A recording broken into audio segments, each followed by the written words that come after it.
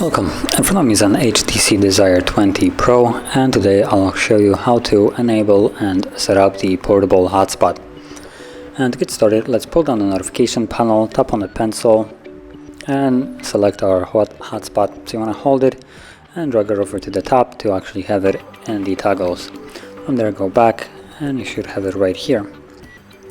Now before you actually tap on it, you want to hold it, so we go into the settings, and from here go to Wi-Fi hotspot and then tap on things like password, so you can change it. By default it's just some kind of randomly generated password, so we can change it ourselves and set something that we'll actually remember.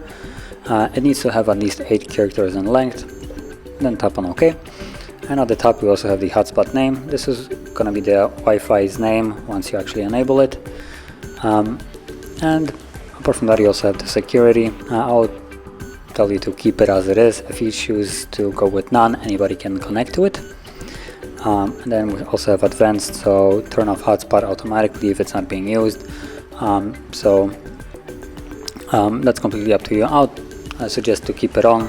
And then IP band, we can't change that. It's stuck at 2.4, apparently it doesn't go any higher. So from there we can tap on the check mark right here to turn it on, and this will enable the hotspot, as you see the icon pop up here. And you can also disable it once you're done with it by simply tapping on the toggle right here or turning it on also from here. Now keep in mind that if no one is connected to it, it will turn off automatically on its own after a given time, I should add. But that is how you would set it up, and if you found this very helpful, don't forget to hit like, subscribe, and thanks for watching.